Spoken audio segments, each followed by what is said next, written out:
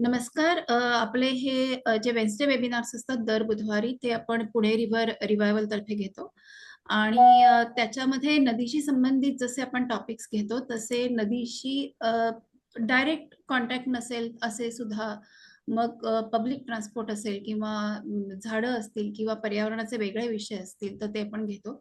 आज आपण नदीशी बऱ्यापैकी जवळचाच विषय घेणार आहोत तो म्हणजे वेटलँडचा विषय आहे. तर आपल्या बरोबर आज आहेत पुष्कराज जगताप.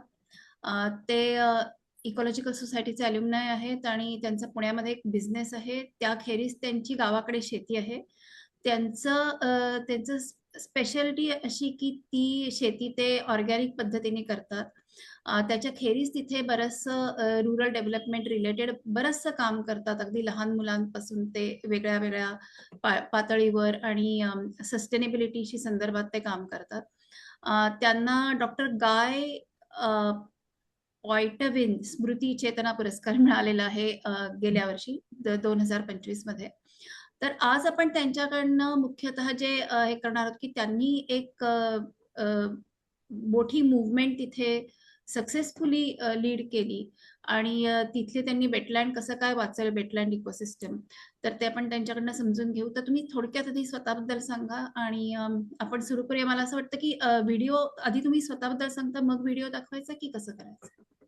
ठीक आहे. मी आधी थोडक्यात स्वतःबद्दल सांगतो. शुअर. मी पुष्कराज जगताप. मी एक शाश्वत शेती मी ज्या गावातनं येतो त्या गावाचं नाव ढाकाळे म्हणून आहे. तालुका बारामती, जिल्हा Pune. So it's from Pune district itself. तर it is just 90 kilometres from Pune. Just it takes 2 hours to travel to Baramati. So बारामतीपासून एक 12 किलोमीटरवरती माझं गाव आहे ढाकाळे म्हणून. आणि हे रेन शॅडो मध्ये म्हणजे शिवाजी महाराजांचं जे सुपा परगणा जे येतं त्या एरियापासून चालू होतो आणि हा रेन शॅडो जो आहे सुपा परगण्यापासून चालू होतो तो कर्नाटक पर्यंत जातो. मधनं मान खटाव वगैरे हे सगळे साताऱ्यामधले, सांगलीमधले, भिलवडी वगैरे असं करत विजापूर पर्यंत तो रेन शॅडो जातो. आता ह्या रेन शॅडोचं महत्व काय आहे की हे ग्रासलँड्स आहेत आणि हे ग्रासलँड्स मध्ये कसं असतं की साधारणपणे एक 10 वर्षातनं एखादं वर्ष कमी पाऊस होतो किंवा दुष्काळ होतो. हा तो प्रदेश आहे आणि मी यातनं येतो. माझे पारंपरिक गाव आहे ते ढाकाळे. म्हणजे मी काय असं आम्ही पारंपरिक शेती करणारे लोक आहोत. मुख्य बिझनेस आमचा शेतीचा आहे आणि मी स्वतः माझं एज्युकेशन झाल्यानंतर म्हणजे साधारणपणे मी फॉरेन ट्रेड केलं. ग्रॅज्युएशन माझं बॅचलर्स ऑफ कॉमर्स झालं. तिथनं फॉरेन ट्रेड करून मग I was a certified financial planner. पण मी पूर्वीपासूनच आम्हाला सगळ्यांना शेतीचीच आवड होती आणि आम्ही शेती करायला मी साधारणपणे 2012 पासून माझ्या गावाकडे जायला लागलो आणि तिथनं 2012 पासून मग आम्ही साधारणपणे मी 12 ते आतापर्यंत सगळी शाश्वत शेती त्यामध्ये शेतकऱ्यांचा बचत गट वगैरे उभे केले. गावामध्ये मी महिला बचत गट सुद्धा सुरू केले. त्यांना मी साधारणपणे सोप्स आम्ही ट्रेनिंग द्यायला सुरुवात केली. म्हणजे पॅराबन फ्री सोप्स जे आहेत ते माझे इथं पुणे एअरपोर्टला सुद्धा येतात आणि पुणे एअरपोर्टमध्ये माझ्या बचत गटांचा एक स्टॉल आहे. ते मागच्या वर्षीपासून हा स्टॉल एअरपोर्ट ऑथॉरिटीने दिलेला आहे आणि ते तिथे छान पद्धतीने तो विकतात. म्हणजे हा कडुलिंबाच्या पालापासून आणि काळी तुळस जी असते जे आमच्या भागात येते त्या भागातनं तो सोप आम्ही करतो आणि तो आता महिला बचत गट इथे पुण्यामध्ये पुणे एअरपोर्टला तुम्हाला मिळू शकतो. ते एक काम झालं माझं आणि त्यानंतर मी गावामध्ये मायग्रेशन वाढू नाही म्हणून 2018 मध्ये आम्ही काय केलं होतं, आमचं ग्रासलँड असल्या कारणानं आम्ही छोट्या प्रमाणामध्ये शेळी पालनाचा व्यवसाय म्हणजे इट्स नॉट स्टॉल फेड चरून येणाऱ्या शेळ्या. तर आम्ही नॉलेज पार्टनर आमचे फलटणचे जे निमकर फार्म्स म्हणून आहेत त्यांना आम्ही नॉलेज पार्टनर घेतलं आणि हा एक व्यवसाय आम्ही तिथं बचत गटांच्या मार्फत चालू केला. तो आज 2018 पासून तो इतका चांगला फोफवला आहे. म्हणजे त्यामध्ये ग्रीन कॉलर जॉब्स निर्माण झाले. म्हणजे तिथल्याच मुली आता ट्रेंड झाल्या आहेत आणि विशेष म्हणजे यावर्षीपासून पशुसंवर्धन खातं म्हणा किंवा वेटरनरी कॉलेजेस म्हणा इंटर्नशिप करायला मुलं त्यांच्या हाताखाली पाठवायला लागलेले आहेत.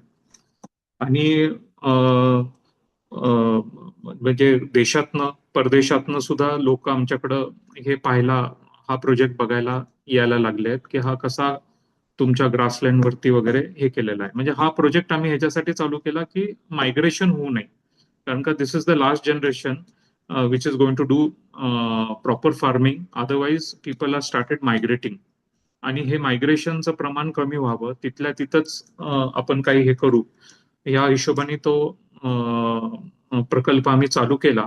आणि आज साधारणपणे 2025 मध्ये जर बघितलं तर त्याचं संपूर्ण जर हे केलं तर 6-1 कोटी रुपये माझ्या गावामध्ये आले. 250 उमऱ्याचं गाव आहे. ओन्ली 250 घरं आहेत, 250 हाऊस होल्ड्स.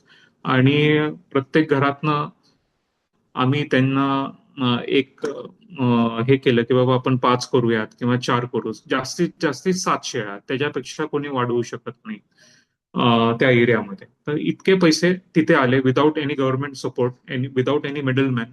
आणि आम्ही फक्त डेटा कलेक्ट करतो.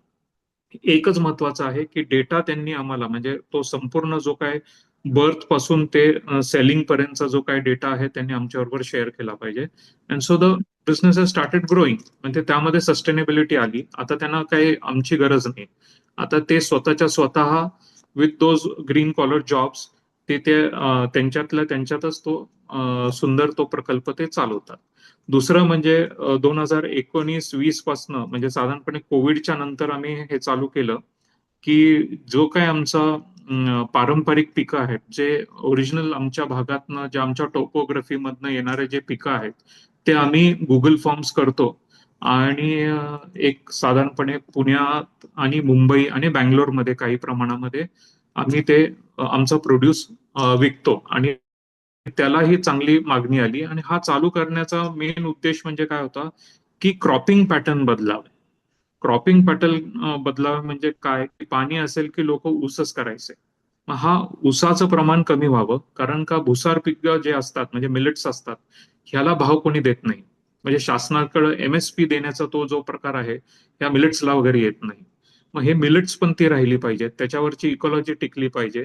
त्यामुळे मग आम्ही हे गुगल फॉर्म्स तयार करून आम्ही स्वतः मार्केट करायला लागलो. आणि तोही आमच्याकडं मग सीड बँक सुद्धा आमच्याकडे एक तयार झालेली आहे. अजून ती मॅच्युअर होतीये, पण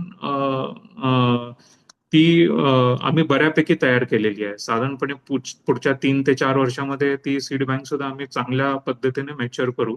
आणि लोक सुद्धा बऱ्यापैकी, म्हणजे आता आमच्या गटामध्ये साधारणपणे 26 शेतकरी जोडले गेलेले आहेत. 26 शेतकऱ्यांमध्ये खपली गहू होतो आमच्याकडे, सरबती गहू होतो, बक्षी गहू आमच्याकडे, ओरिजिनल बक्षी गहू होतो. ज्वारीचे आमच्याकडे 2 प्रकार आहेत, जसे की बेदरी ज्वारी आहे, मालदंडी आहे. हे ज्वारीचे प्रकार होतात. बाजरीचे आमच्याकडं, म्हणजे पर्ल मिलेट्स जे असतात, पर्ल मिलेट्सचे आमच्याकडं साधारणपणे 3 व्हरायटीज आहेत. पुन्हा लेग्युम्स मध्ये आमच्याकडे मूग, मटकी, हुलगा. हुलगा माहितीये सगळ्यांना, कुळीत म्हणतो आपण, कुळीत, तोही आमच्याकडं मोठ्या प्रमाणावरती तयार होतो. करडई आमच्याकडे तयार होते. मग हे ज्या गोष्टी आहेत ह्या आम्ही जास्त तिथे त्याच्यावरती भर देऊन आम्ही त्याच्यावरती काम करायला लागलो. तर असं माझं एक छोटंसं बॅकग्राऊंड आहे. आणि जिल्हा परिषद शाळा सक्षम व्हाव्यात ह्याकरिता एक जरा थोडंसं आम्ही प्रयत्न करत आहोत.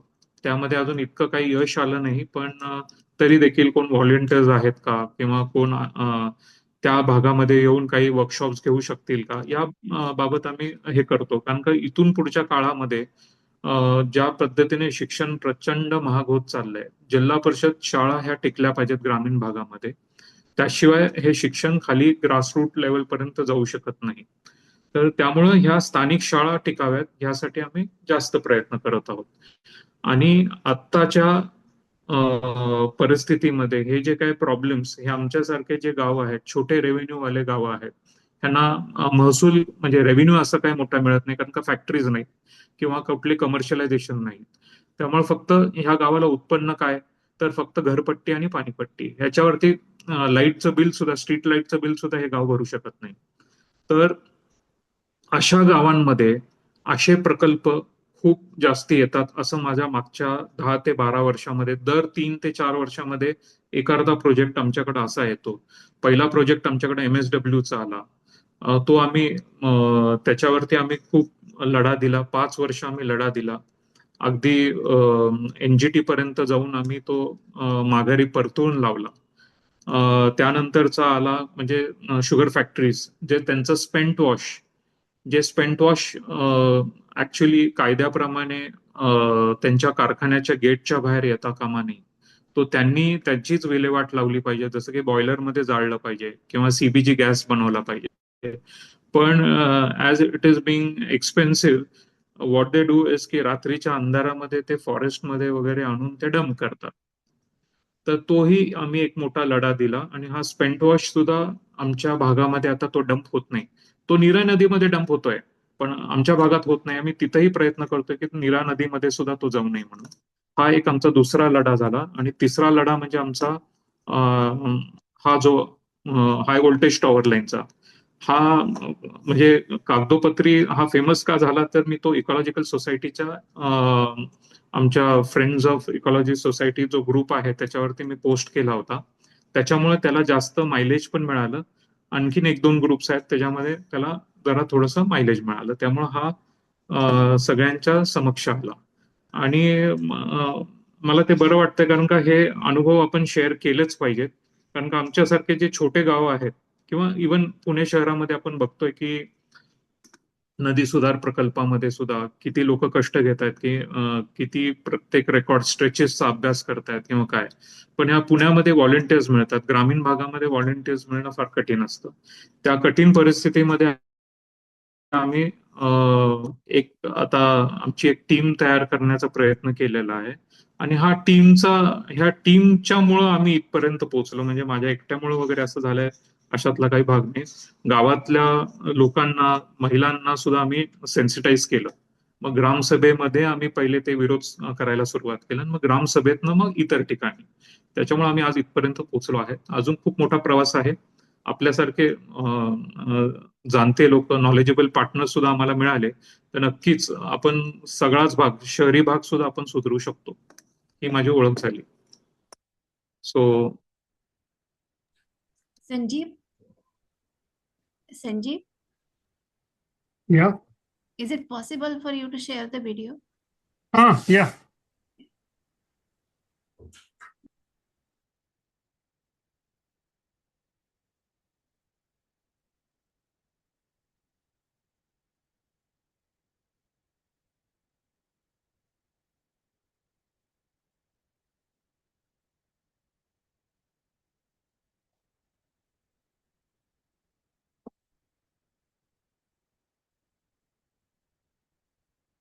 आणि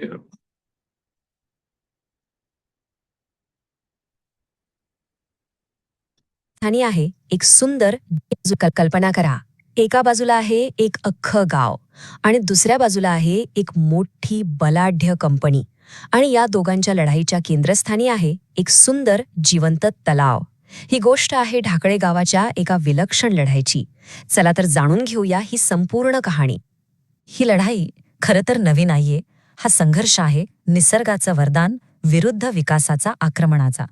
बघा, एकीकडे होता ढाकळे गावाला जीवन देणारा एक शांत सुंदर तलाव आणि दुसरीकडे होता विकासाच्या नावाखाली त्याच तलावाचं अस्तित्व संपवायला निघालेला एक प्रचंड मोठा प्रोजेक्ट. ही फक्त एका जागेची लढाई नव्हती, तर 2 विचारांची लढाई होती. स्क्रीनवर बघा जरा. ह्या 2 फोटोंमध्ये तुम्हाला या लढाईचं संपूर्ण सार दिसेल. एका फोटोत दिसतोय तो शांत सुंदर राणूबाई तलाव आणि दुसऱ्या फोटोत त्याच तलावाच्या बुकेत खोदलेले हे अजस्र खड्डे. हे फोटोज सगळं काही सांगून जातात, नाही का? मग कोण होतं या लढाई आमने सामने? एकीकडे होते ढाकळे गावचे लोक, साधेसुधे नागरिक जे आपल्या जगण्याची जीवनरेखा वाचवण्यासाठी लढत होते. आणि त्यांच्यासमोर उभी होती WSSR पॉवर ट्रान्समिशन लिमिटेड, एक मोठी कंपनी जी एक प्रचंड मोठा वीज वाहिनीचा प्रकल्प राबवत होती. संकट काय होतं माहितीये? तर एक प्रचंड मोठी तब्बल 765 किलोवॅटची हाय व्होल्टेज लाईन या भागातून जाणार होती. पण खरा धोका जागेचा होता. ही लाईन फक्त तलावाच्या जवळून नाही, तर अगदी थेट तलावाच्या मधूनच जाणार होती. कल्पना करा त्या नाजूक जीवसृष्टीचं काय झालं असतं. आता तुम्हालाही वाटत असेल की एका तलावासाठी एवढा मोठा लढा, काय आहे असं खास या राणूबाई तलावात? चला आपणच शोधूया याचं उत्तर. हा फक्त एक पाण्याचा साठा का नाहीये ते पाहूया. सगळ्यात महत्वाचं म्हणजे हा साधा तलाव नाहीये. वन विभागाच्या भाषेत याला म्हणतात ग्रासलँड वेटलँड इकोसिस्टम. म्हणजे काय? सोपं आहे. जिथे गवताळ प्रदेश आणि पाणथळ जागा एकत्र येतात, असा एक दुर्मिळ संगम. आणि म्हणूनच ही जागा इतकी खास आहे. आणि ऐका, या जागेचं महत्त्व फक्त आपल्यापुरतं मर्यादित नाही, ते आंतरराष्ट्रीय आहे. पहिलं म्हणजे आसपासच्या सगळ्या वन्यजीवांसाठी पाण्याचा हाच एकमेव स्रोत आहे. दुसरं, आणि हे खूप इंटरेस्टिंग आहे, सायबेरियातून येणाऱ्या पक्ष्यांसाठी हा एक महत्त्वाचा स्टॉपओव्हर आहे. आणि हे पक्षी एकटे येत नाहीत, ते जमिनीला सुपीक करणारे जीवाणू सोबत आणतात. म्हणजे बघा, हा तलाव म्हणजे अक्षरशः तिथल्या पूर्ण अन्न साखळीचा आधारस्तंभ आहे. आणि या जागेची श्रीमंती सिद्ध करायला इथे राहणारे खास पाहुणेच पुरेसे आहेत. इथे दिसतो इंडियन ग्रे वुल्फ, म्हणजे भारतीय लांडगा, जी एक एंडेंजर्ड प्रजाती आहे. आणि सोबतच पट्टेरी तरस, जो नियर थ्रेटन्ड आहे. विचार करा, हे प्राणी जिथे राहतात ती जागा किती महत्वाची असेल. त्यांचं इथे असणंच या जागेच्या समृद्धीचं प्रमाणपत्र आहे.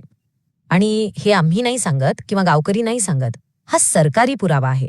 ही बघा, वनविभागाची अधिकृत यादी. यात लांडगा, तरस यांच्याशिवाय चिंकारा, गरुड, नाग, घोरपड अशा कितीतरी संरक्षित प्रजाती आहेत. ही यादीच सांगतेय की हा तलाव म्हणजे एक छोटंसं अभयारण्यच आहे. मग जेव्हा निसर्गाचं हे संतुलन धोक्यात आलं, तेव्हा ढाकळे गावच्या लोकांनी काय केलं? त्यांनी फक्त घोषणाबाजी नाही केली, त्यांनी एकजूट दाखवली आणि एक अतिशय नियोजनबद्ध लढा सुरू केला, जो पुराव्यांवर आधारित होता. हा लढा रस्त्यावर कमी आणि कागदावर जास्त लढला गेला. चला पाहूया कसा होता हा अनोखा संघर्ष. त्यांचं नियोजन किती पक्कं होतं हे या तारखाच सांगतात. बघा, 29 मे ग्रामपंचायतीने पहिला लेखी आक्षेप घेतला. त्यानंतर बरोबर एका महिन्यात 28 जूनला पूर्ण गावाने एकत्र येऊन ग्रामसभेत प्रकल्प रद्द करण्याचा ठराव पास केला एकमताने. आणि ह्या एकजुटीचा परिणाम 21 जुलैला कंपनीला माघार घ्यावीच लागली. हा आहे त्यांच्या ग्रामसभेच्या ठरावातला एक भाग. शब्द किती साधे आहेत पण किती महत्वाचे आहेत बघा. या प्रकल्पामुळे वन्यजीवांच्या अधिवासावर गंभीर परिणाम होणार आहे. बस एवढ्याशा वाक्यात त्यांची काळजी आणि त्यांचा निश्चय दोन्ही किती स्पष्ट दिसतंय. गावकऱ्यांनी फक्त भावनिक मुद्दा नाही उचलला, नाही. त्यांना माहीत होतं की मोठ्या कंपनीसमोर लढायचं तर पुरावे लागतील, ठोस पुरावे. मग त्यांनी एक असं शस्त्र वापरलं जे कुणीच नाकारू शकत नव्हतं. ते शस्त्र होतं सायन्स, शास्त्रीय पुरावे. देशातल्या मोठ्या मोठ्या संस्थांकडून त्यांनी रिपोर्ट्स गोळा केले आणि आपली बाजू मजबूत केली. त्यांच्याकडे काय काय होतं बघा. ग्रासलँड ट्रस्टचा रिपोर्ट, ज्याने सांगितलं की इथली बायोडायव्हर्सिटी किती महत्वाची आहे. NCSCMचा अभ्यास, ज्याने या जागेला महत्वपूर्ण वेटलँड म्हटलं. ATIR आणि IISC सारख्या संस्थांचे पुरावे की इथल्या प्राण्यांना धोका आहे. आणि या सगळ्यावर कळस म्हणजे खुद्द फॉरेस्ट डिपार्टमेंटचा अहवाल, ज्याने स्पष्ट सांगितलं की नुकसान खूप मोठं होईल. पण या लढाईतला टर्निंग पॉइंट ठरला तो वन विभागाचा अहवाल. त्यांचं पत्र बघा, त्यात स्पष्ट लिहिलंय, उच्च दाब विद्युत वाहिनी प्रकल्प सुरक्षित अंतरावरून वळवण्यात यावा. झालं, खुद्द सरकारी विभागानेच सांगितलं की धोका आहे आणि टॉवर हलवा. हाच होता सगळ्यात मोठा आणि निर्णायक पुरावा. एवढे पुरावे, एवढा पाठपुरावा आणि सगळ्यात महत्वाचं म्हणजे गावाची एकजूट. हा लढा सोपा नव्हता. मग इतक्या मेहनतीनंतर काय झालं? काय निकाल लागला या लढाईचा? तर मग काय झाले शिंते? उत्तर आहे एका आकड्यात, 108 मीटर. हो, कंपनीला आपला टावर तब्बल 108 मीटरने तलावापासून दूर हलवावा लागला. हा आकडा ऐकायला कदाचित छोटा वाटेल, पण त्या नाजूक इकोसिस्टेमसाठी हे अंतर जीवन आणि मरणाचा प्रश्न होता. एक प्रकारे हे जीवनदानच होतं. आणि हा विजय एक नाही तर दुहेरी होता. हे कंपनीचं पत्र बघा. यात त्यांनी टॉवर 108 मीटरने हलवायचं तर कबूल केलंच आहे, पण सोबत एक अजून आश्वासन दिले. भविष्यात पक्ष्यांचे अपघात होऊ नयेत म्हणून तारांवर बर्ड डायव्हर्टर्स बसवण्याचं. म्हणजे विचार करा, हा किती मोठा विजय होता. तर ढाकळे गावाचा लढा यशस्वी झाला, तलाव वाचला. पण ही गोष्ट फक्त एका विजयापुरती मर्यादित नाहीये. या विजयापेक्षाही महत्वाचा आहे तो धडा जो या लढ्यातून आपल्याला मिळतो. संपूर्ण देशासाठी हा एक आदर्श आहे. मग काय शिकलो आपण यातून? सगळ्यात मोठा धडा हा आहे की फक्त सरकारी कागदावर नोटिफाईड असलेल्या जागाच महत्वाच्या नसतात. नाही, खरं तर प्रत्येक गावाचा, प्रत्येक ओढ्याचा, प्रत्येक तलावाचा, अगदी प्रत्येक झुडपाचाच स्वतःचा एक जिवंत नकाशा असतो, एक बायोडायव्हर्सिटी मॅप. आणि त्याचं मूळ ओळखणं खूप गरजेचं आहे. मग करायचं काय? मार्ग काय आहे? तर सुरुवात होते अगदी स्थानिक पातळीवरून. तिथल्या जैवविविधता समित्यांना ताकद द्यायला हवी. मग एक गोष्ट आहे, पब्लिक बायोडायव्हर्सिटी रजिस्टर किंवा PBR. हे फक्त एक सरकारी कागद न राहता एक जिवंत डॉक्युमेंट बनायला हवा. आणि एकदा का असं रजिस्टर तयार झालं की भविष्यात कोणताही मोठा प्रोजेक्ट आला तर विकास आणि पर्यावरण दोन्हींचा विचार करून निर्णय घेणं सोपं जाईल. कल्पना करा हे किती पॉवरफुल असेल. जसं सर्वे ऑफ इंडियाचा नकाशा आपल्याला सांगतो की कुठे काय आहे आणि मग आपण निर्णय घेतो, तसंच हे जैवविविधतेचं रजिस्टर आपल्याला पर्यावरण आणि विकास यांच्यात समतोल साधायला मदत करेल, एक गाईड बनेल. आणि शेवटी ढाकळे गावाचा हा लढा आपल्याला एका मोठ्या प्रश्नासमोर आणून ठेवतो. विकास की निसर्ग? आपल्याला प्रगती हवी आहे, पण निसर्गाशिवाय आपलं अस्तित्वच नाहीये. मग या दोघांमध्ये तो खरा बॅलन्स, तो समतोल कसा साधायचा, हा एक मोठा प्रश्न आहे. आणि याचं उत्तर कदाचित ढाकळेसारख्याच अनेक लहान मोठ्या जागरूक लढ्यांमधनं आपल्याला मिळत राहील.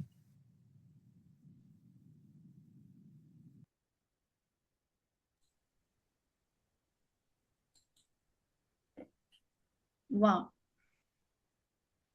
ओके.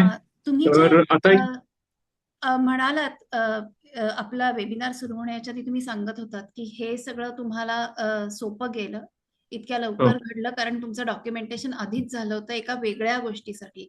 तर ते आपण आधी राईट. 5 मिनिटात 10 मिनिटं वाटलं तर घेऊया आणि मग आपण तुम्ही शेअर करू शकता. मी तुम्हाला व्हॉट्सअपला सगळं दिलेलं आहे ते आता. Okay. If you can share it, म्हणजे लेट द पीपल सी की काय अडचण होती त्या टाइमची. ओके ओके ठीक आहे, करते मी. 1 मिनिट. ठीक आहे.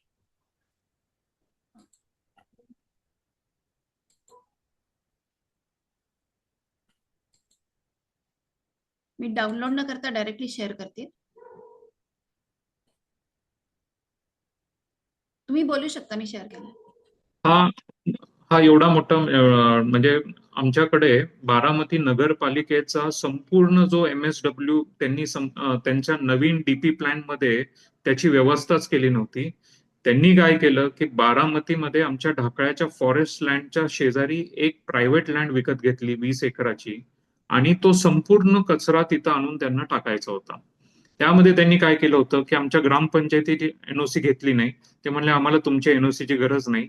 त्यांनी डायरेक्टली कलेक्टर ऑफिस व तत्सम सर्व विभागांकडनं, म्हणजे तो फॉरेस्ट डिपार्टमेंट असेल, ग्राउंड वॉटर सर्वे असेल, आरोग्य खातं असेल, जिल्हा परिषद असेल, पंचायत समिती असेल, या सर्व ह्यांचा फक्त ग्रामपंचायतीची NOC घेतली नव्हती आणि MPCB ला त्यांनी प्रपोजल दिलेलं होतं आणि MPCB नी त्या जागेवरती व्हिजिट केली आणि they were going to give the NOC उद्या दुसऱ्या दिवशी. आणि आम्हाला त्या दिवशी कळालं की आता उद्या ही NOC ते देणार आहेत आणि we started fighting from that day. एक आम्ही स्टे दिला. ह्याच्यामध्ये हे पाहिलं का आपण स्लॉटर हाऊस मधलं हे कचरा आणून टाकलेला, हा केवढा मोठा ढीग त्यांनी घालायचा सुरुवात केला होता. दॅट दे स्टार्टेड की आम्ही तिथं बोन मिलची फॅक्टरी चालू करू in middle of the this thing. See the truck, carcasses तुम्हाला दिसत आहेत. त्याच्यामध्ये आता झूम करता आलं तर तुम्हाला लक्षात आलं असतं की हा किती हे आहे. हे कार्कसेस सुद्धा त्यांनी आणून डंप केले होते आणि साधारणपणे 15 ते 20 दिवस आणून ते डंप करत होते. So we had to fight that.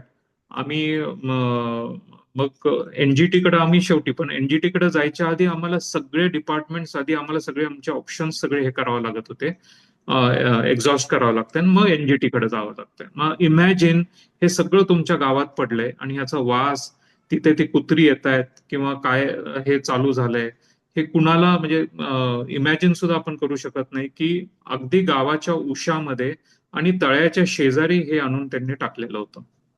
So मग प्रत्येक NOC, मग हे MSW साठी काय काय लागतं, मग एवढ्या डिपार्टमेंटची परवानगी लागते, मग ह्यांनी NOC कशी दिली, मग NOC ह्यांनी दिली, मग प्रत्येक NOC आम्ही चॅलेंज केली.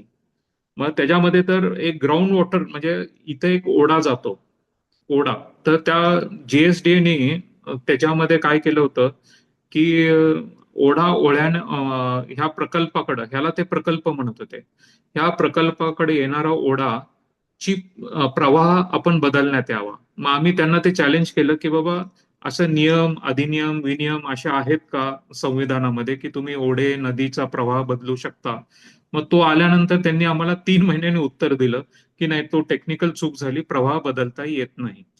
असे आम्ही प्रत्येक डिपार्टमेंटचे, एअरपोर्ट ऑथॉरिटी म्हणजे आता आपले म्हणजे जो आमचा बारामतीचा एअरपोर्ट आहे, त्या एअरपोर्टचा रेडियसमध्ये 7 किलोमीटरच्या रेडियसमध्ये असे प्रकल्प येता कामा नयेत. कारण का जर त्या एअर स्पेसमध्ये जर एखादी घार किंवा एखादा पक्षी जर उडाला तर त्यामध्ये तुमचे प्लेन क्रॅश होऊ शकतात.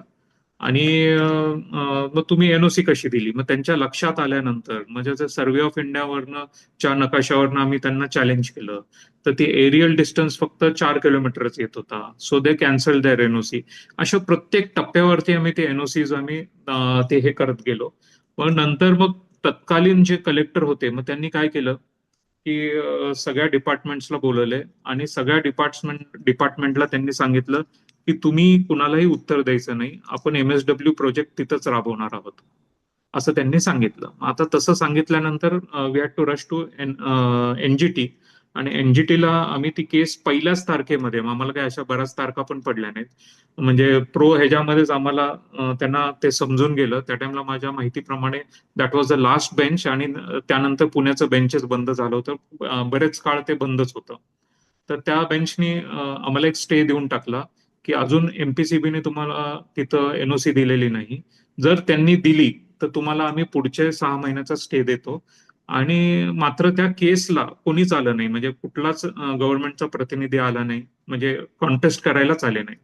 आणि मग तो प्रोजेक्ट तसाच बारगळला आणि आम्ही त्यातनं बाहेर पडलो. पण आम्ही वाईल्ड लाईफच्या सगळं हे घेतलं होतं की आमच्या परिसरामध्ये साधारणपणे कुणाच्या शेळ्या आहेत, कारण का वुल्फ्स हंट करतात. मग ते केल्यानंतर फॉरेस्ट डिपार्टमेंटची एक प्रोसिजर आहे की त्याचा एक पंचनामा होतो. पंचनामा केल्यानंतर त्याच्या सातबाऱ्यावरती कुठल्या पिकाचं नुकसान झालंय त्या पिकाचे एक व्हॅल्युएशन केलं जायचं आणि त्याला ते नुकसान भरपाई दिली जायची. आम्ही त्या केसेस सुद्धा डॉक्युमेंट करत आलेलो होतो.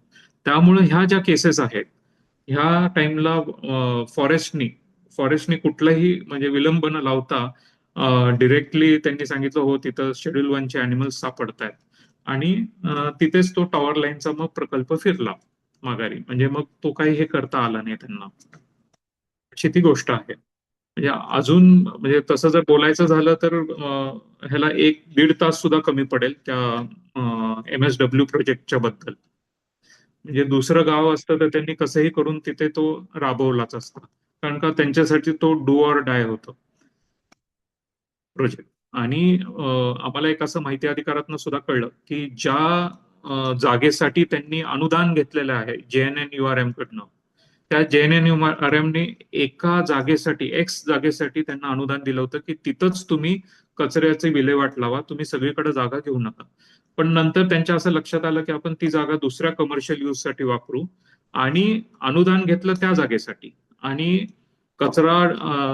तो जो MSW प्रोजेक्ट कचरा डेपोत ढाकळ्यात मध्ये आणून त्यांना तो डिपॉझिट करायचा होता. तोही पेपर आम्हाला सापडला आणि that was the turning point की मग सगळेजण तिथनं पळून गेले आणि ती आमची जागा वाचली.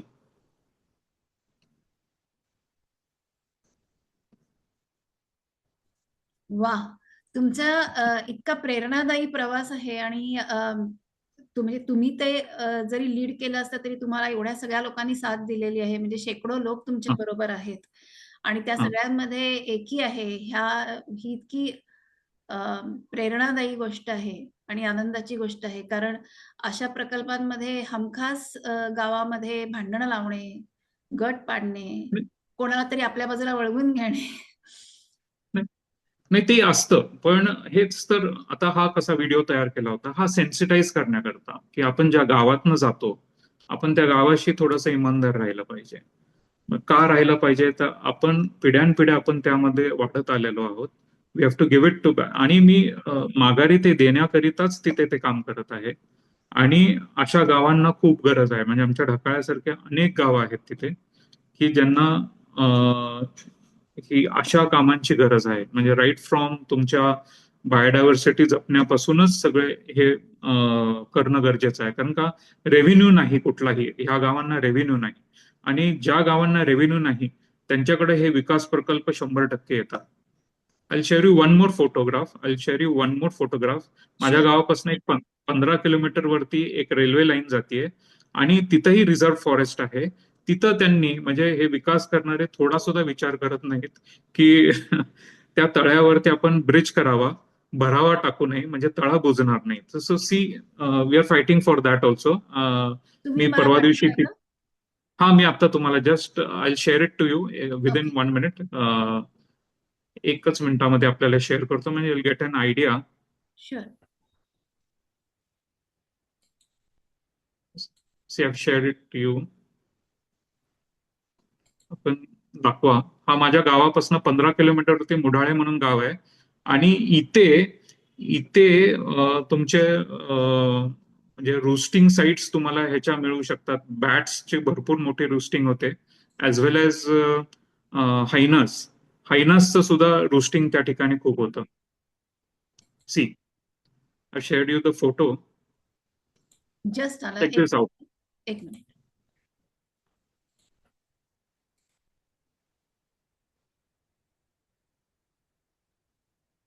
हा. See, this is the railway line going आणि त्या तळ्यामध्ये नो ब्रिज. See this. बरोबर आहे. बरोबर आहे. सो म्हणजे हा भरावच घातला इथे पूर्ण. हा भरावाच घालून म्हणजे तो तलावच हे करायचा. आणि it is a important water hole there for all this schedule animals as well as for the farmers. म्हणजे त्याचं ऍक्वाफायर मॅपिंग जर केलं तर आमच्या तळ्यासारखंच त्याचं सुद्धा ऍक्वाफायर मॅपिंग केलं तर साधारणपणे 16-17 किलोमीटर रेडियसमध्ये त्याचं पाण्याचं पाझर जातो. सो किती अविचारी पद्धतीने असे कामं चालली जातात. आणि इथून Baramati MIDC just 6 kilometres away. बापरे.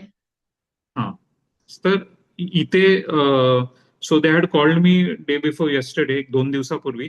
Then we had a gram sabha over there आणि ग्रामसभेमध्ये मग आम्ही तो ठराव घेतला की आमचा काही विकासाला विरोध नाहीये, पण ज्या पद्धतीने तुम्ही विकास करत आहात त्याला आमचा नक्कीच विरोध आहे. युआर म्हणजे डॅमेजिंग दॅट इकोसिस्टीम. आणि या तळ्याच्या भोवतीच तुम्हाला हायनासच्या केव्स वगैरे पण आहेत, म्हणजे आम्ही मार्क केलेल्या आहेत तिथे. आणि हा वर्षानुवर्ष, शेकडो वर्षांपासून तिथं ती बायोडायव्हर्सिटी आहे. आणि ही एकाच मिनिटामध्ये असे प्रकल्प आणून ते हे करतात. म्हणजे आमच्यासारखे जी गावं आहेत त्या प्रोन, म्हणजे 2 ते 3 वर्षाला असे काहीतरी प्रोजेक्ट येणार आणि मग काहीतरी असं काहीतरी मग परत एक लढा उभा करावा लागतोय.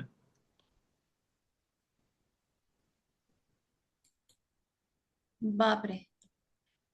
इथे शैलजाताईंनी लिहिलंय, मी वाचतेय. What an inspiring journey Pushkaraj. You have really been a torch light for Dhakale. Right direction, reducing migration is a phenomenal success.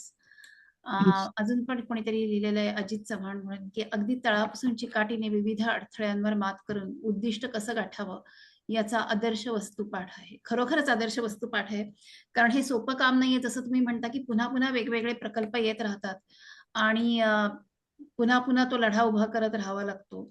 आणि तुम्ही त्याच्यासाठी एवढे डॉक्युमेंटेशन केलेलं आहे, एवढ्या सभा घेतलेल्या आहेत, एवढ्या लोकांना एकत्र आणलेलं आहे.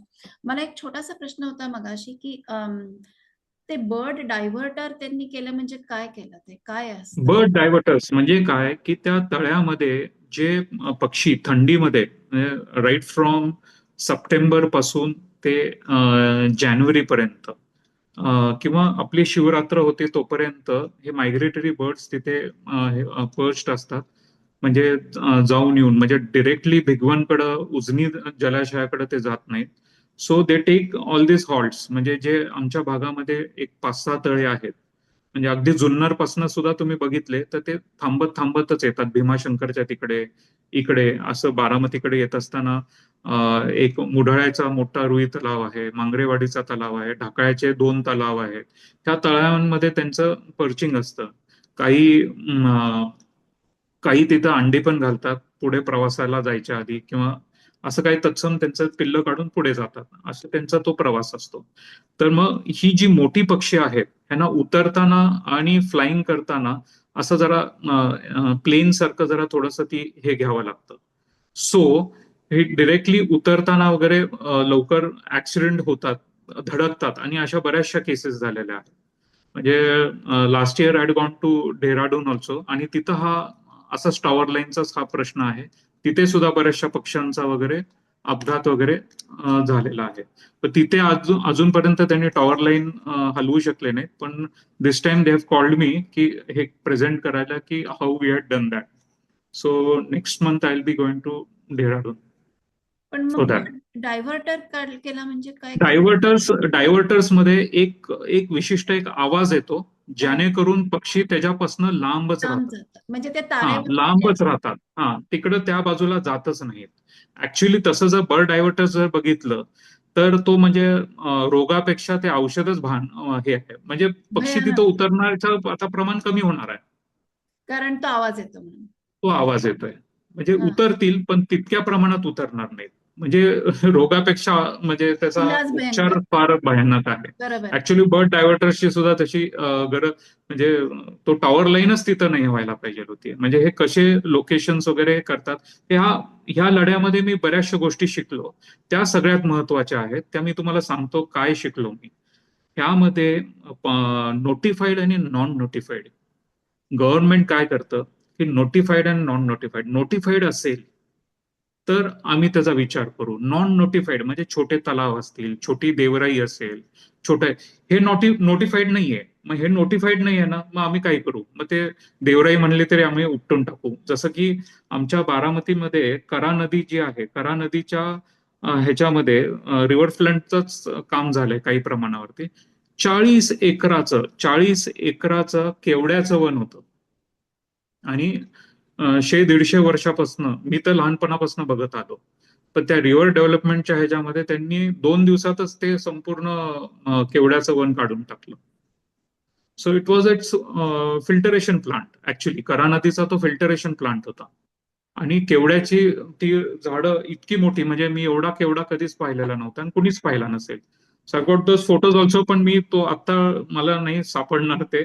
I share you to you sometimes later. तर नोटिफाईड आणि नॉन नोटिफाईड. मग नोटिफाईड काय, तर शनिवारवाडा नोटिफाईड आहे, मग इथं नाही काय म्हणणार. छोटे तलाव नोटिफाईड नाहीत, मग तिथं आम्ही काही करू. हा एक मेन मुद्दा. शैलजाताई विचारतात की नोटिफिकेशन करण्यासाठी काय प्रोसेस आहे, म्हणजे ते मग नोटिफाय तीच हवं म्हणून आता काय. याला पीबीआर, आता हा दुसरा मुद्दा महत्वाचा आहे. पीबीआर, आता हा पीबीआर करणं हे कंपल्सरी आहे. पण पीबीआरचं ट्रेनिंग कोण देतो? शासकीय अधिकाऱ्यांनाच पीबीआरचं ट्रेनिंग नाहीये.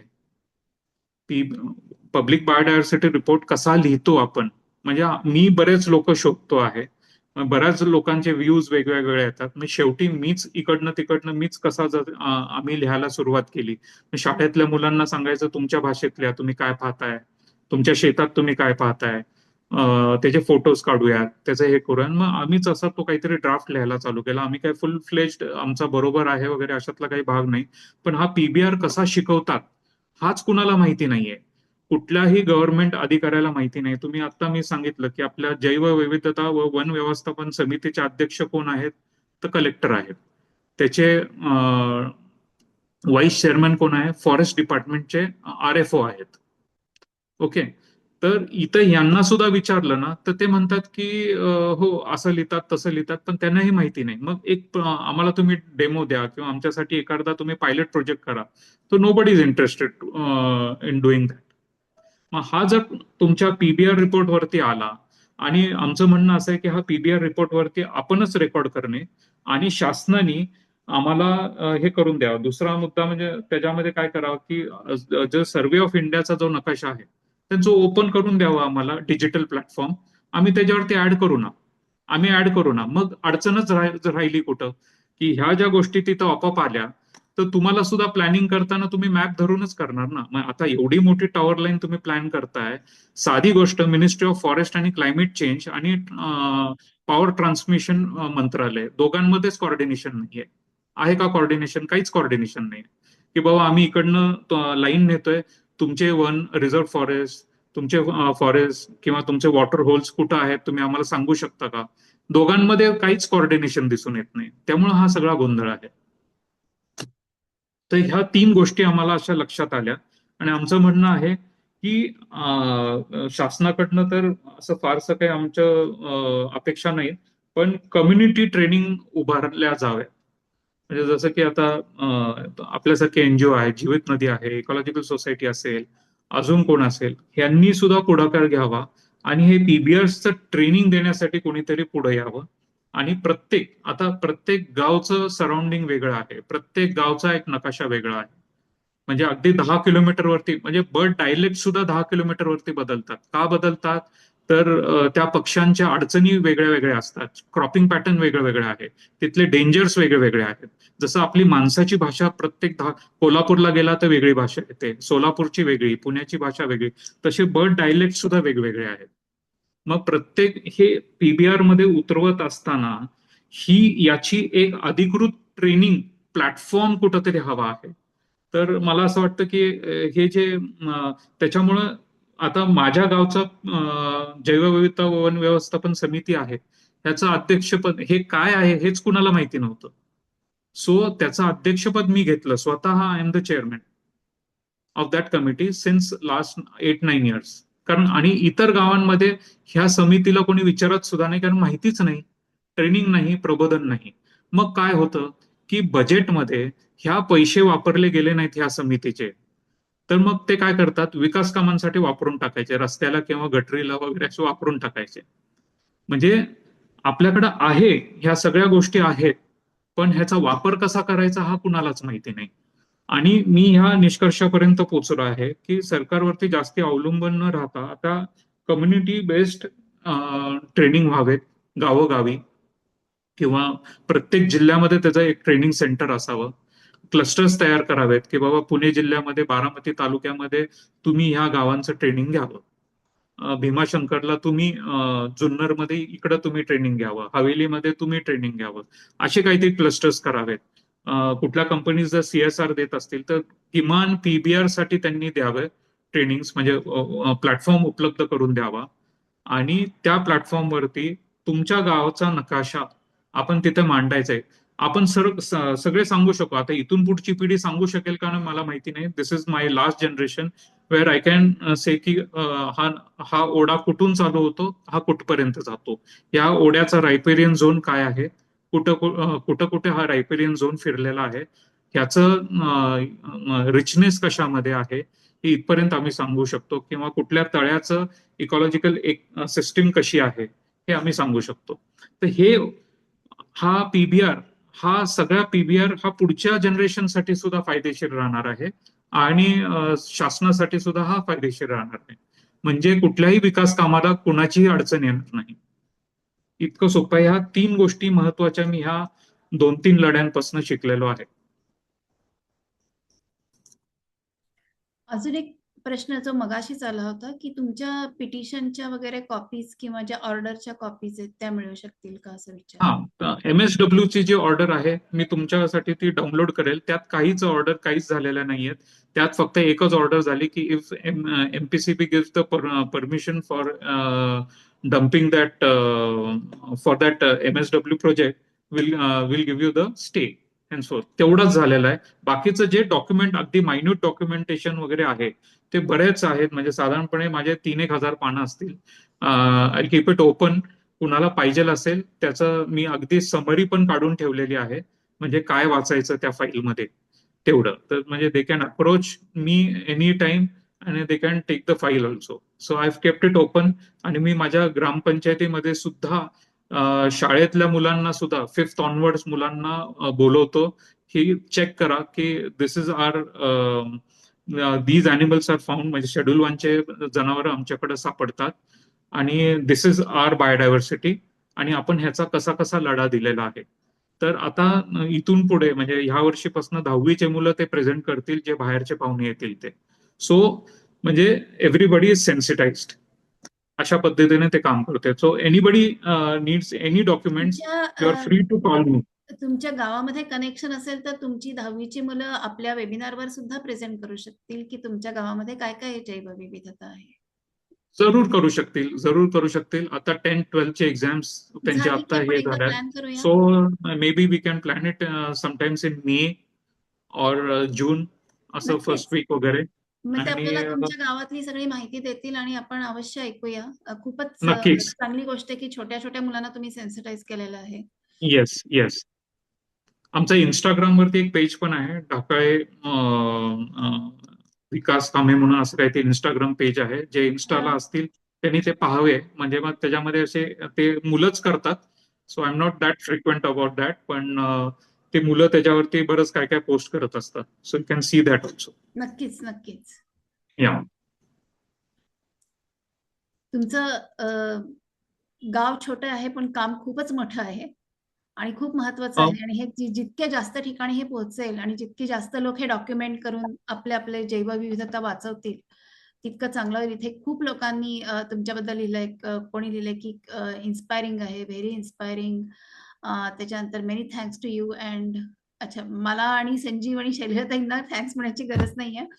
सगळं काम त्यांनी केलेलं आहे. पण तुम्ही सगळेजण अटेंड करता आणि हे ऐकता, ही खूपच चांगली गोष्ट आहे. मला वाटतं आपण एक वेगळं बायोडायव्हर्सिटी रजिस्टरवरती म्हणजे सेशन ठेवायला पाहिजे. आपण बघूया. शैलजाताई म्हणतात की नाही, ठेवलाच पाहिजे आणि त्याच्यामध्ये कोण असं पुढे येऊ शकेल आणि मार्गदर्शन करू शकेल, तर त्यांची एक टीम पण तयार होणं गरजेचं आहे. आणि हा पीबीआर रिपोर्ट जर तयार झाला ना, तर शासनाला एक्सेप्टच करावं लागेल ते. हा बरोबर, पीबीआर रिपोर्टच्या म्हणजे दिस इज द म्हणजे it is as important as survey of इंडियाचा नकाशा. बरोबर आहे. Instagram हँडल काय आहे? त्यांनी काहीतरी ढाकळे काय सांगितलं? तुमचं ढाकाळे Instagram विकास कामे म्हणून असं काहीतरी ढाकळे आहे. विकास आय कामे आय पोस्ट इट ऑल्सो. शोधावं लागेल. मी तुम्हाला तो मेसेज करून देतो. चालेल. ते मी मुलं नंतर फोटोज आपल्या पाठवत असतात. ग्रुपवरती टाकीन सगळ्या PRRच्या सगळ्या ग्रुप्सवर टाकीन. त्यांनी मला या हँडल या ओके. अजून कोणाला आणि काही प्रश्न आपलंही आहे? काम खूप चांगलं आहे. म्हणजे आपण जे करिक्युलम स्कूलमध्ये करता, तो करिक्युलम आम्ही मराठीमध्ये जर आम्हाला मिळाला तर we are ready to do it in our area, especially for Nira river. We want to do that. शैलजाताई हे तुमच्याबद्दल जीवित नदी, शुभा, संध्या वगैरे हे जे सगळे काम करतात त्याच्याबद्दल आहे. त्यामुळे आपण त्यांना सगळ्यांना पण स्पेशल त्यांचं अॅक्नॉलेज करूया कॉन्ट्रीब्युशन. यामध्ये एक कोणीतरी लिहिलंय की माधव घाडगेळांनी पीबीआर ची मेथड डेव्हलप केली आहे, पण ही एदलाबादकर सर. ग्रामीण भागामध्ये सोप्या भाषेत समजून सांगणारं ट्रेनर्स पाहिजेत. ओके. ती जर मेथड मिळाली त्यांची आपल्याला एदलाबादकर सरांकडून, तर ते पण सोप्या भाषेत करून घेऊ शकतो हा, सोप्या भाषेत म्हणजे आणि कसं की ग्रामीण भाषेतही करू. प्रत्येक गावचा, कारण का त्या ट्रेनिंगमध्ये आपल्याला तिथले विस्तार अधिकारी सुद्धा ट्रेनिंगला हवेत आणि ग्रामसेवक सुद्धा तिथे ट्रेनिंगला हवेत. कारण ग्रामसेवक जो असतो तो ऍडमिनिस्ट्रेटिव्ह असतो, ऍडमिनिस्ट्रेशन बघतो, पण त्या ग्रामसेवकाचं पण शिक्षण 12वी पर्यंत असतं. म्हणजे so you have to train them. बरोबर आहे. शैलजाताईंना बोलायचंय. हा, मी फक्त येस, क्विकली सांगते पुष्कराज, मी नंतर हा, तुझ्याशी बोलते. गाडगीळ येस, सरांनी कम्युनिटीला घेऊनच अतिशय सोप्या पद्धतीने त्याचा नकाशा कसा करायचा, बायोडायव्हर्सिटी मॅप तयार कसा करायचा याची एक मेथड डेव्हलप केलेली आहे. एदलाबादकर राईट, सरांची आणि तुझी मी गाठ घालून देते नंतर. त्यांचे येस, मुलं जी शिकून तयार झालेले आहेत ते तुम्हाला ट्रेनिंग द्यायला तुमच्या गावाला येतील. त्याचं लॉजिस्टिक्स ऍब्सोल्युटली. मी तुला क्रिएट करून देईन. Yes yes yes, thank you very much. Thank you ताई. ओके, या. येस. कोणाला काही प्रश्न असतील तर विचारा. आपण शेवटचा एखाद दुसरा प्रश्न घेऊ आणि मग आपण आज थांबूया.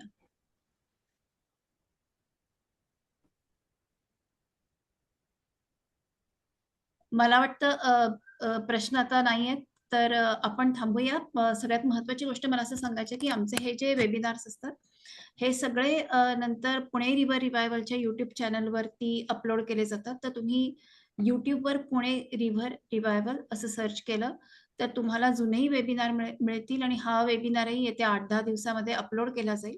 खूप महत्त्वाचा आहे विषय आणि खूप चांगलं इन्स्पायरिंग काम आहे. तर तुमच्या ज्यांना कोणाला आज जमलं नसेल त्या तुमच्या मित्रमैत्रिणींना आणि घरच्या लोकांना अवश्य तुम्ही तो नंतर व्हिडिओ त्यांना पाठवा आणि आपण जास्तीत जास्त लोकांपर्यंत पोहोचूया आणि जे लोक वेगळ्या वेगळ्या प्रदेशांमध्ये आहेत तिथपर्यंत आपण पोहोचूया, म्हणजे ते त्यांच्या त्यांच्या ठिकाणी डॉक्युमेंटेशन करतील, यापासून प्रेरणा घेतील, स्फूर्ती घेतील. वन मोर थिंग की हं. सॉरी टू इंटरप्ट, कुणीतरी सांगितलं होतं की त्यांना सगळे डॉक्युमेंट्स पाहिजे, तर आय मेक इट शुअर की मी प्राजक्ता ताईंकडे सगळी एक एक कॉपी हे करेल. ज्यांना पाहायचंय त्यांनी ते सगळे हे पाहून घ्यावेत त्याच्यामधले. So it's very helpful actually. आणि मी मध्यंतरी शैलजा ताईंना सांगितलं होतं की सचिन देसाईंना सुद्धा भेटावं आपल्या जीवित नदीसाठी. So he has got in house, आणि त्यांनी एक जेवढे 40 एक लढे इकॉलॉजीसाठी दिलेले आहेत, केसेस जे काही एनजीटी कडे झालेत, हायकोर्टकडे झालेत, त्यांनी डॉक्युमेंट केलेले आहेत आणि ते जिंकलेले आहेत. So we should contact him also, Sachin Desai. नक्कीच नक्कीच. Okay. कोणीतरी विचारलं की व्हिडिओ नंतर कसा मिळेल, तर तुम्ही YouTube वरती पुणे रिव्हर रिव्हायवल असं सर्च केलं तर तुम्हाला पुणे रिव्हर रिव्हायवलचा आपला YouTube चॅनल मिळेल. त्याच्यावर वेन्सडे वेबिनार अशी प्लेलिस्ट आहे आणि त्याच्यामध्ये आपले दर बुधवारचे वेबिनार्स तुम्हाला मिळतील. तर हा जो आजचा वेबिनार आहे तो पुढच्या एखाद्या आठवड्यामध्ये तिथे अपलोड होईलच, आणि मग तो तुम्ही मला वाटतं पुढच्या एक 8-10 दिवसामध्ये बघा, तो आलेला असेल व्हिडिओ आणि तुम्हाला दिसेल, किंवा तुम्ही जर आमच्या YouTube चॅनलला सबस्क्राईब केलं तर तुम्हाला एनिवे नोटिफिकेशन येईल अपलोड झाल्यावर. त्याखेरीज तुम्ही पुणे रिव्हर रिव्हायवलला Instagramवर, ट्विटर म्हणजे Xवर आणि फेसबुकवर सगळीकडे फॉलो करू शकता, म्हणजे तुम्हाला वेगळ्या वेगळ्या वेबिनारची पण माहिती मिळत राहील. ओके, खूप चांगलं झालं. सचिनला पण बोलवूया. हो, आपण सचिन देसाई यांना पण बोलवूया. खूपच प्रेरणादायी झालं. मला असं वाटतं की तुमचा एक वेबिनार आपल्याला पुरेसा नाही. आपण पुन्हा कधीतरी वेगळ्या विषयावरती अवश्य बोलूया. सगळ्यांना आल्याबद्दल इथे खूप खूप धन्यवाद, पुष्कराज आणि सगळे अटेंड करणाऱ्या सगळ्या लोकांना. तर आपण पुन्हा पुढच्या बुधवारी भेटूया. Good night. Thank you very much. Bye. Thank you.